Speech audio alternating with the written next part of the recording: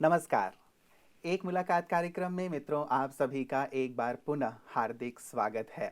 हर बार की तरह एक नए मेहमान के साथ इस बार पुनः हम उपस्थित हुए हैं और आज हैं हमारे साथ श्री छेदी पासवान जी जो बिहार से हमारे बीच पधारे हैं। 4 बार आप विधानसभा के बिहार में सदस्य रह चुके हैं और 2 बार वहाँ मिनिस्टर भी रहे आप और 3 बार लोकसभा के आप सदस्य रह चुके हैं। तीसरी बार चुन के अभी आप लोकसभा में पहुँचे हैं। तो ऐसे वरिष्ठ राजनयिक छेदी पासवान जी से आइए आज मुलाकात करते हैं और उनके अनुभवों से मुखातिब होते हैं। पासवान जी आपका बहुत बहुत स्वागत है, अभिनंदन है। धन्यवाद। एक लंबा सफ़र राजनीति का पासवान जी आपका रहा है, तो राजनीति में आपका आना कैसे हुआ? परिवार से कोई रहा या आप ही परिवार से सबसे पहले राजनीति में प्रवेश किए? देखिए, राजनीति में हमारे स्वतः आए हैं, न कोई हमारा राजनीतिक बैकग्राउंड था और न हमको राजनीति विरासत में मिली है। जी। हम राजनीति में आए खेलते कूदते आ गए हैं। जब पहली दफ़ा एमपी बने तो पत्रकारों ने लिखा, हिंदुस्तान पेपर में लिखा कि छेदी पासवान दौड़ते दौड़ते लोकसभा पहुँचे। तो हमारा राजनीतिक कोई बैकग्राउंड नहीं था और न ही कोई राजनीति हमको विरासत में मिली थी। जी। और परिवार में पहला आदमी हम थे पढ़ने वाले। पहला दफ़े कोई घर में हमारा एमए पास किया। हमारे घर में पहले कोई पढ़ा लिखा आदमी नहीं था। जी। तो हम आए पटना यूनिवर्सिटी में, जब एथलेटिक चैंपियन हुए तो उसमें काफ़ी लोकप्रिय थे, लड़कों के बीच में काफ़ी लोकप्रिय थे। जी। तो उस समय कर्पूरी ठाकुर हम लोग जो नेता बिहार के जननायक बोले जाते हैं उस समय जिंदा थे और लोकप्रियता को देखते हुए उस समय दलित मजदूर किसान पार्टी बनी हुई थी। तो एक बार छात्रावास रमना हॉस्टल में रहते थे हम लोग। तो कर्पूरी ठाकुर और शिवनंदन पासवान जो विधानसभा के डिप्टी स्पीकर थे और कर्पूरी ठाकुर जी विपक्ष के नेता थे। जी। तो हॉस्टल में आए कि पासवान जी, उस समय पासवान तो हम लिखते नहीं थे, छेदी प्रसाद लिखते थे। जी। छेदी जी हम चाहते हैं कि आप राजनीति में आइए। कहीं सर माफ़ कीजिए, हमको राजनीति में नहीं आना, हम एथलीट बनना चाह रहे हैं, हम देश का श्रेष्ठ एथलीट बनना चाह रहे हैं। श्री राम और विश्वनाथ सिंह को पकड़ना है हमको। तो राजनीति के मान लीजिए खेल कूद में आप बहुत अच्छे कर जाएंगे, उससे आपको क्या फ़ायदा होगा? पढ़ लिख के नौकरी कीजिएगा, उससे क्या फ़ायदा होगा?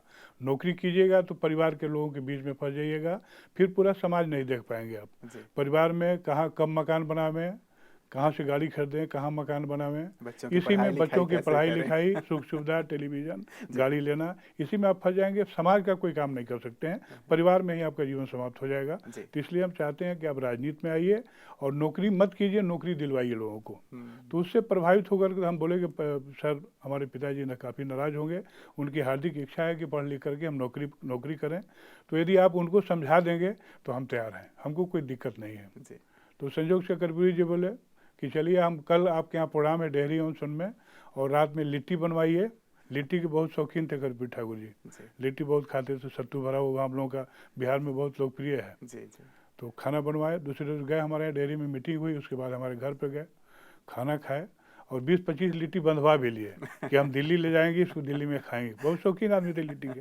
तो उस दिन आए हमारे घर पर और फादर से बोले कि रामचंद्र बाबू, हमारे बाबू फादर का नाम रामचंद्र पासवान था, रामचंद्र बाबू आपका बेटा बहुत होनहार है, सुनते हैं कि बहुत गाली गलौज करते हैं, आप गाली गलौज मत किया कीजिए, ये आपका लड़का आपका नाम मान सम्मान बढ़ाएगा, आपकी प्रतिष्ठा बढ़ाएगा और बहुत बड़ा आदमी बनेगा। तो कर्पूरी ठाकुर जी के सामने फादर कुछ बोल नहीं पाए, तो आत्मसमर्पण एक तरह से कर दिया कि सर जो आप कहिएगा वही होगा। तो उसके बाद हम जाके फ्री हुए। अब उनके कहने के अनुसार हम 80 में चुनाव लड़े। तो 80 में चुनाव में प्रथम बार थे, खेलकूद में अनुभव था लेकिन राजनीतिक अनुभव नहीं था। 2500 वोट से हम चुनाव हार गए। लेकिन उस समय हम पटना यूनिवर्सिटी में एमए कर रहे थे, कॉलेज छोड़े नहीं थे। उसके बाद फिर 85 में चुनाव हुआ, 85 में पुनः हम चुनाव जीत गए और उसके बाद लगातार हम जीतते आ रहे हैं। तो राजनीति में हम स्वतः आए हैं, हमको कोई लाया नहीं है, लाए हैं तो कर्पूरी ठाकुर का ये सारा श्रेय जाता है, तो हम लोग के नेता जननायक कर्पूरी ठाकुर को जाता है, उनके वजह से हम राजनीति में आए हैं। तो राजनीति में आके पासवान जी कैसा मतलब आपने फील किया, तब की फीलिंग कैसी रही? क्योंकि कई बार ऐसा होता है कि व्यक्ति को अपनी जो निर्णय लिया गया होता है किसी की प्रेरणा से हो या स्वयं की प्रेरणा से हो, तो कई बार होता है कि यार ये फील्ड ना होता, कुछ और फील्ड होता तो ज़्यादा बेहतर होता। कई बार सुनने में भी आता है कि राजनीति में इतनी अनिश्चितता है या राजनीति में आज उठापटक इतनी ज़्यादा है, गंदगी इतनी ज़्यादा है, तो क्या कभी आपको ऐसा महसूस हुआ कि यहाँ आके शायद कुछ गड़बड़ हुआ, ठीक नहीं हुआ, कुछ और करना चाहिए नहीं, था? कोई गड़बड़ नहीं किया। जरूर हमारी हार्दिक इच्छा थी कि हम एथलीट बने, लेकिन राजनीति में आकर कोई हम गलत काम नहीं किए, कोई अपराध नहीं किए हैं। राजनीति वह मास्टर चाबी है जिससे विकास के सभी बंद दरवाजे खोले जा सकते हैं। तो हम राजनीति में आकर कोई अपराध नहीं किए हैं, कोई गलत काम नहीं किए हैं। मेरा भाव ये था पासवान जी, कई बार ऐसा होता है ना कि हम सुनते ही हैं, अपने देश के कई युवा ऐसे हैं, वो भी ये कहते हैं, या आज एक आम मानस ऐसा बन गया है कि बहुत गंदगी है वहाँ जब हम जाते हैं तो, और वहाँ जाने के बाद हमें बहुत ज़्यादा, मतलब जो हमारी नैतिकता है उसे भी हमें कई बार ताक पे रखनी पड़ती है, आदि आदि इत्यादि ये बात सुनने में आती है। इस संदर्भ में मैंने ये बात आपसे पूछी थी। नहीं, वैसी बात नहीं। देखिए, राजनीति में आने के बाद जो काम हम नहीं कर पाते, आज जी। लाखों लोग हमारे फैन हैं। हाँ हाँ हमारे व्यक्तिगत रूप से, हमारे निजी, अपने हमारे क्षेत्र में, संसदीय क्षेत्र में जी कम से कम 1.5 से लेकर 2.25 लाख हमारे निजी समर्थक हैं और फॉलोअर हैं। जी। इसलिए फॉलोअर हैं कि उनको हम जात पात से बहुत ऊपर उठ के काम करने वाला आदमी है। जात पात में हम रहने वाला आदमी नहीं है। ऊपर उठ करके करीब 30-34 साल हो गया राजनीति में आए हुए। 34 साल में बहुत सारे लोगों को बहुत तरह के काम करके प्रभावित किए हैं हम। उसी का लाभ आज हमको मिल रहा है कि वो आदमी आज हमारे साथ जुड़े हुए हैं, नहीं तो हमारे साथ नहीं जुड़ते। बिल्कुल। तो राजनीति से फायदा हुआ है, ऐसी कोई बात नहीं है। राजनीति अच्छी चीज़ है, ठीक है। दुर्गुण आया है हर चीज़ में, ऐसी बात नहीं कि राजनीति में ही बहुत बिखराव आया है, बहुत अपराधी प्रवृत्ति के लोग आए हैं, करप्शन है, भ्रष्टाचार है। सिर्फ राजनीति में ही नहीं है, इस बात को हम मानने के लिए तैयार नहीं। बिल्कुल, कोई भी देश में ऐसा क्षेत्र नहीं बचा हुआ है, देश में कोई भी ऐसा क्षेत्र नहीं बचा हुआ है जहाँ करप्शन और गिरावट नहीं आया है। जी जी जी। हम इस बात को मानने के लिए तैयार नहीं कि सिर्फ राजनीति में बिल्कुल। जिसको लगता है, जिसको मन करता है पॉलिटिकल लोगों पर उंगली उठा देते हैं। लेकिन किस क्षेत्र में बताइए, हमको एक क्षेत्र का नाम बताइए जिसमें करप्शन और भ्रष्टाचार नहीं है। देखिए, यदि पतन होता है तब तो हर एक वर्ग में, हर एक क्षेत्र में पतन होता है, लेकिन ज़्यादातर उस व्यक्ति की ओर या उस क्षेत्र की ओर देखता है व्यक्ति जहाँ जो ऊंचाई पे है। और वैसे भी जब सफ़ेद कपड़े में छोटा सा भी दाग लगता है वो ज़्यादा दिखाई देता है, और जो काले कपड़े पहने हुए हों वहाँ दिखाई नहीं देता। तो मुझे ऐसा लगता है कि आप लोग ऐसे ऊंचे पदों पे हैं, ऐसे ऊंचे स्थानों पे हैं, तो वहाँ व्यक्ति चाहता है कि वहाँ संपूर्ण रूप से स्वच्छता हो, किसी प्रकार की गंदगी ना हो। और आप भी इस बात को पासवान जी मानते तो होंगे ही कि हर एक क्षेत्र में गिरावट है, राजनीति में भी कुछ बुराइयां आ गई हैं। सभी ऐसे हैं ऐसा तो नहीं कहा जाएगा, लेकिन बुराइयां आ गई हैं, इस बात को स्वीकार करते हैं। आपको क्या लगता है, कैसे राजनीति को बहुत अच्छी तरह से हम साफ सुथरा कर सकते हैं, या जो जन सेवक की भावना थी जो प्रारंभ में भी राजनेताओं में हुआ करती थी, आज भी बहुतों में है, वो जन सेवक की भावना आए, स्वच्छता आए, ताकि लोगों का विश्वास हम जीत सकें और वही कार्य करें, विकास का कार्य, जो विकास का कार्य करने के लिए हम वहाँ गए हैं। क्या विशेष प्रयास किया जाए? देखिए, राजनीति का मतलब ही होता है समाज सेवा जी। तो राजनीति में जो भी आता है समाज सेवा करने के लिए आता है। और करीब करीब ज़्यादा दिन तो नहीं हुआ, लेकिन 34 वर्षों से लगातार हम एमएलए भी रहे, एमपी भी रहे, मिनिस्टर भी रहे। और आपको जानकर आश्चर्य होगा कि हमारे ऊपर आज तक लाइफ में किसी तरह का कोई केस नहीं है, न किसी तरह का कोई आरोप लगा है। जी। एक आदमी यदि कह दे हमारे क्षेत्र का कि श्री पासवान किसी आदमी से 10 रुपया घूस लिए हैं, कमीशन लिए हैं, उस दिन से हम राजनीति छोड़ करके संन्यास ले लेंगे। तो हम लोग जो कबीरदास जी का जो सफ़ेद कपड़ा ओढ़ के आए थे उसमें हम लोग कहीं दाग नहीं लगने दिए हैं। यदि दाग लगा होता तो एक बार के बाद दोबारा हम नहीं जीत पाते। यदि इतने दिनों से और कोई पॉलिटिकल बैकग्राउंड नहीं, कोई राजनीति विरासत में नहीं मिली, अपने बलबूते पर यहाँ तक हम खींच के लाए और चादर में हम दाग भी नहीं लगने दिए हैं, तो इस बात को मानना पड़ेगा कि राजनीतिक क्षेत्र में भी ऐसे बहुत सारे लोग हैं जिनके ऊपर कोई आरोप नहीं लगा। लेकिन है ये बात सही है कि राजनीति में एक आदमी गलती करता है तो सारे पॉलिटिकल लोग बदनाम होते हैं। और हम समझते हैं कि जिस आदमी के पास इच्छा शक्ति हो, दृढ़ संकल्प हो और पुरुषार्थ हो, तो दुनिया में ऐसा कोई भी काम नहीं है जो नहीं हो सकता है। विशेष जो बात मैं आपसे पासवान जी कह रहा था, जो सिस्टम में एक कोढ़ का रोग कह लीजिए, जो भ्रष्टाचार के रूप में है, अनैतिकता के रूप में है, समाज में भी बहुत सारी चीज़ें आज हम देखते हैं जो वास्तव में हमारे लिए एक धब्बे की बात है। किस प्रकार का प्रयास आपके विचार से हो सकता है पॉलिटिकल लीडर्स की ओर से भी और एक आम जनता की ओर से भी, ताकि इन सारी चीज़ों को, चाहे वो करप्शन की बात है या बड़ी बड़ी जो भी हमारे देश में एक समस्या देखने में आ रही है, नक्सलवाद की बात ले लीजिए, आतंकवाद की बात ले लीजिए, गरीबी की बात ले लीजिए, भुखमरी की बात ले लीजिए, इन सभी के निदान के लिए क्या विशेष किया जा सकता है? आज के भौतिकवादी युग में और आधुनिक समय में लोगों की भूख, पैसे के लिए भूख बढ़ती जा रही है, काफ़ी बढ़ रही है। एक जमा होना चाहिए आदमी को कि कम से कम इतना पैसा कमा ले आदमी कि जो अभी वर्तमान जनरेशन हमारा है, परिवार है, वो गाड़ी पर घूम सके, अच्छे मकान में रहे, उसको रहन सहन में कोई कमी ना हो, शिक्षा में कोई कमी ना हो, कपड़ा लत्ता पहनने की सुविधा हो, अच्छा से अच्छा कपड़ा पहने। स्वास्थ्य के लिए पैसा हो, स्वास्थ्य इलाज कराने के लिए पैसा हो उस घर में, इतना प्रयास जरूर सर लोगों को करना चाहिए।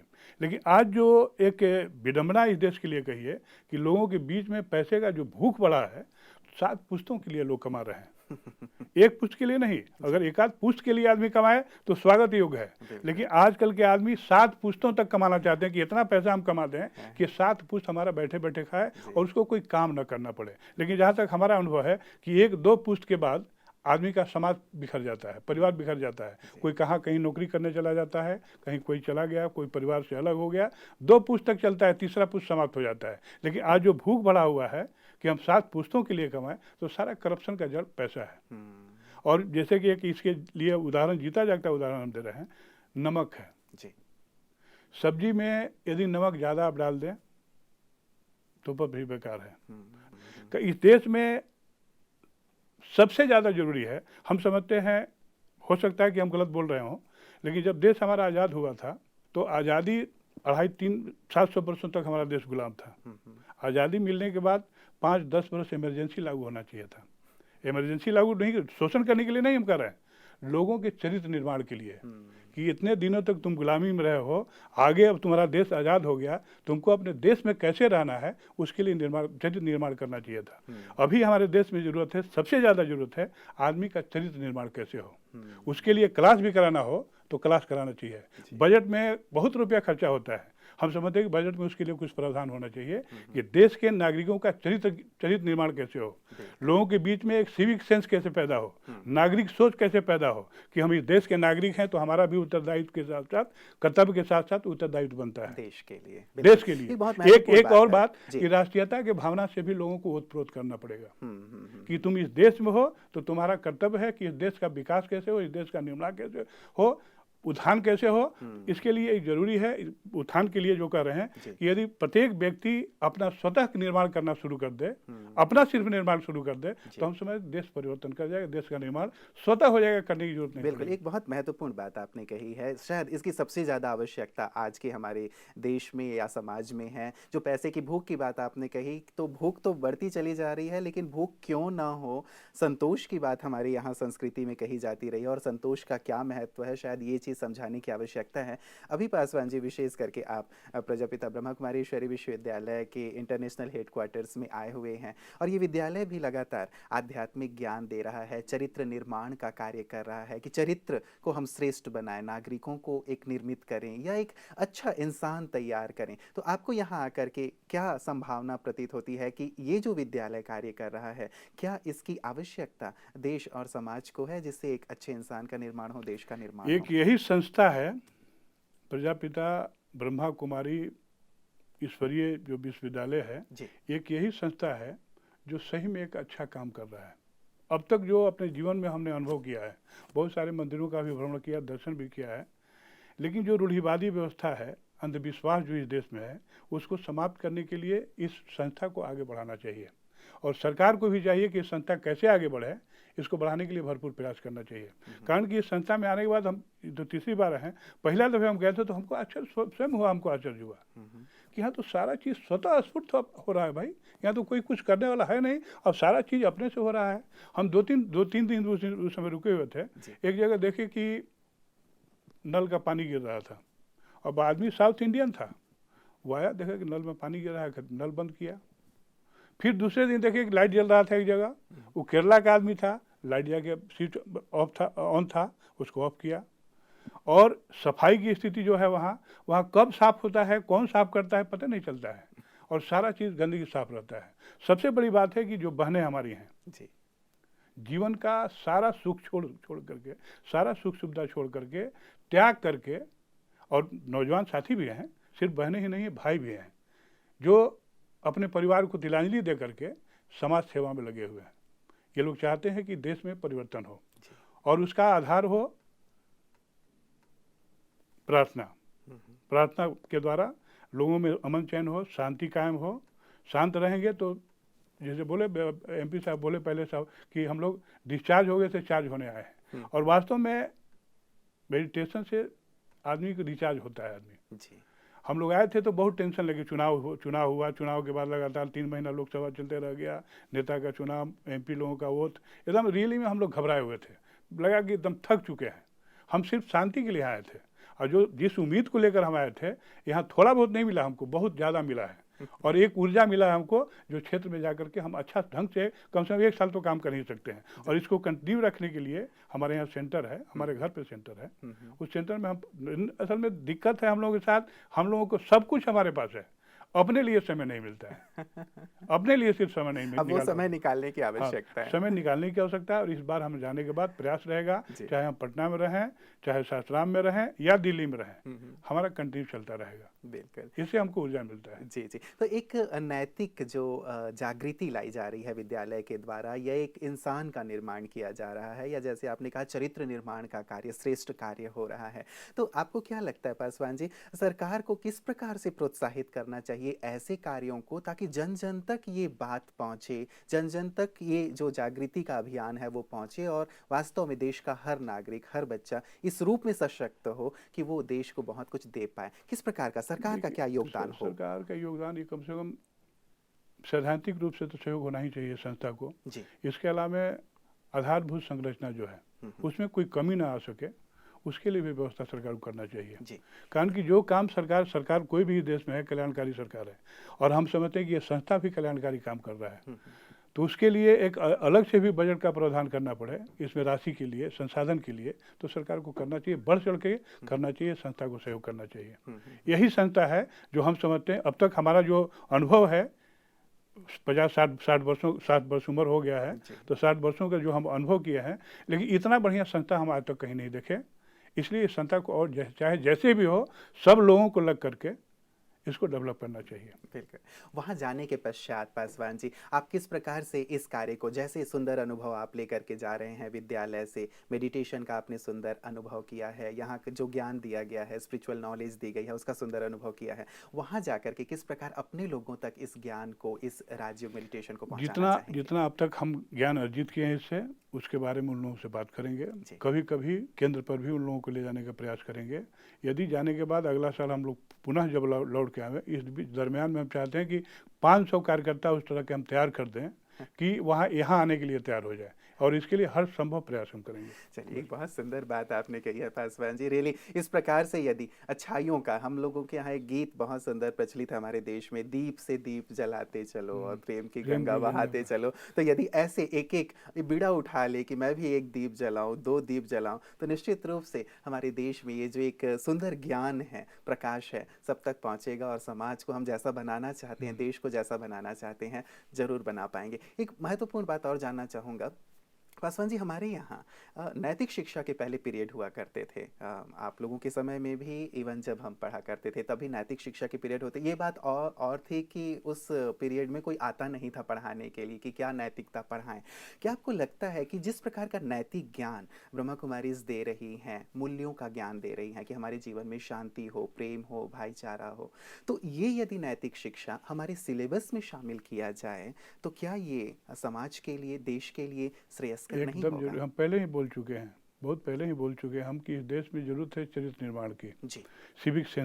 सिविक सेंस का मतलब नागरिक सोच पैदा यदि सब लोगों में हो जाए कि हमारा अधिकार के साथ साथ हमारा कर्तव्य भी कुछ होता है, इस एक बात समझ जाए तो उससे बहुत ज़्यादा परिवर्तन हो सकता है। तो नैतिकता में सुधार तो लाना ही पड़ेगा, और सिलेबस में अगर इसको लागू कर दिया जाए तो बहुत अच्छा चीज़ है। हम तो शुरू में ही बोले कि इसके निर्माण के लिए सरकार को आगे बढ़ करके बल्कि क्लास भी लेना हो, बजट में अलग से प्रावधान भी करना हो, तो ये काम सरकार को करना चाहिए, कारण कि सारा चीज़ ठीक चल रहा है, गड़बड़ कुछ हुआ है लेकिन अब धीरे धीरे सुधार हो रहा है। लेकिन सिर्फ नैतिकता में और चरित्र निर्माण में परिवर्तन हो जाए, सिविक सेंस लोग समझ जाए कि हमारा सोच क्या होना चाहिए देश के प्रति, और राष्ट्रीयता कैसी हो, राष्ट्रीयता से सब लोग ओतप्रोत हों, सिर्फ इसके लिए क्लास कर दे तो हम समझते हैं कि बहुत सारी चीज़ जो भ्रांतियां हैं देश में, बहुत सारी भ्रांतियां स्वतः समाप्त हो जाएगी। एक जो विशेष कॉन्फ्रेंस का उद्देश्य था पासवान जी कि spiritual empowerment of spiritual leaders, तो क्या आपको लगता है कि शुरुआत ऊपर से हो तो ये बात बहुत जल्दी पूरे देश तक पहुंचेगी? यदि हम स्पिरिचुअलिटी की ओर, हम लीडर्स स्पिरिचुअलिटी की ओर बढ़ें, अध्यात्म की ओर बढ़ें, मूल्यों की ओर बढ़ें, इसे बढ़ावा दें, तो ये बात बहुत जल्दी देश के कोने कोने तक, बच्चे बच्चे तक पहुंच सकती है। इस बात से कितना इत्तेफाक रखते हैं? स्वाभाविक है, गंगोत्री तो ऊपर से ही आती है तो यदि बड़े लोग यदि ठीक हो जाएं तो नीचे के लोग तो स्वतः शुरू हो जाते हैं। यहाँ चर्चा भी हम लोगों की हुई कि जब नहाते वक्त पानी सर के ऊपर गिरता है और नीचे तक जाके साफ होता है, तो ऊपर पहले तो बड़े लोग ही हैं। यदि इन लोगों में सारा चीज़ सुधार हो जाए, और हम समझते हैं कि अब सुधार का समय आ चुका है, अब बहुत ज़्यादा परेशान होने की जरूरत नहीं है, थोड़ा समय, धैर्य और पेशेंस रखने की जरूरत है। स्वतः सारा चीज़ बदलने जा रहा है, इसमें कोई दो राय नहीं है कि जो इस दफ़े ये संयोग की बात है कि देश की जनता जो चाहती थी होने जा रहा है, और लोग चाहते थे कि देश में परिवर्तन हो, परिवर्तन का एक लहर था, तो परिवर्तन का समय आ गया है और उसमें प्रगति, बहुत तेज़ी से प्रगति भी शुरू हो गई है। आप देखते रहिए, थोड़ा धैर्य रखिए, थोड़ा धीरज रखिए, सब चीज़ परिवर्तन होगा। लेकिन हर काम में कोई आदमी अकेले कुछ नहीं कर सकता है, सारे देश के नागरिकों का कर्तव्य है कि उसमें सहभागिता हो, सभी लोगों की सहभागिता हो। यदि सब लोगों की सहभागिता हो जाए तो देश का स्वतः कल्याण हो जाएगा। बिल्कुल बिल्कुल पासवान जी, बहुत अच्छा लगा आपसे बात करके। आप पुनः पुनः पधारें और जो सुंदर विचार यहाँ से लेकर के जा रहे हैं जन जन तक पहुँचाएं, और आप लोकसभा में हैं ही, अपने साथियों से भी इसकी सुंदर चर्चा करें। और जिस बात को लेके आप कह रहे थे कि वास्तव में कुछ ऐसा प्रावधान हो कि आध्यात्म और मूल्यों को भी, जो चरित्र निर्माण की बात है, देश के जन जन तक, हमारे बच्चों तक पहुँचे, ताकि एक सुंदर श्रेष्ठ भारत का निर्माण कर सकें। आपके सुंदर विचारों के लिए, यहाँ आने के लिए आपका बहुत बहुत शुक्रिया। मित्रों, आप थे श्री छेदी पासवान जी, जो बिहार से हमारे बीच पधारे थे। बहुत ही सुंदर अनुभव इनके पास हैं, राजनीति का एक सुंदर अनुभव रहा है, इतने लंबे वर्षों का राजनीति में आना अनायास हुआ, लेकिन अब देश की सेवा कर रहे हैं। और एक बड़ी बात जो मुझे लगी वो ये कि राजनीति में जाने के पश्चात कई बार ये कहने में, सुनने में आता है कि काजल की काली कोठरी है और वहाँ जाने के बाद तो दाग लगता ही लगता है, लेकिन अपने दामन को पाक रखना, साफ रखना, ये व्यक्ति के अपनी मनसा के ऊपर होता है, उसकी सोच के ऊपर है, उसके लक्ष्य के ऊपर है। हम वहाँ गए हैं समाज की सेवा करने के लिए, हम निश्चित रूप से हम समाज की सेवा करें, ये ध्येय लेकर के इन्होंने समाज की सेवा की है। हम भी जहाँ पे भी हैं, यदि चाहें तो मूल्यों पे आधारित जीवन जी सकते हैं। मेडिटेशन इसमें बहुत मदद करता है, आध्यात्म इसमें बहुत मदद करता है, ईश्वर की इसमें बहुत ज़्यादा मदद प्राप्त होती है। तो सुंदर दिन आने वाले हैं, इस सुंदर प्रेरणा के साथ हम सबका भी इसमें योगदान होना चाहिए। ये भी बात रखी गई कि सर्व के सहयोग से ही, सर्व के प्रयास से ही हम भारत को पुनः श्रेष्ठ महान आध्यात्मिक गुरु बना सकते हैं और विश्व के का सिरमौर भी बना सकते हैं। तो आइए हम सब मिलकर प्रयास करें, माँ भारती को वो स्थान पुनः प्रदान करें जो स्थान इसे प्राप्त था। आप सबके सहयोग की हम कामना करते हैं और विश्वास रखते हैं कि जल्दी से अच्छे दिन आएंगे। नमस्कार।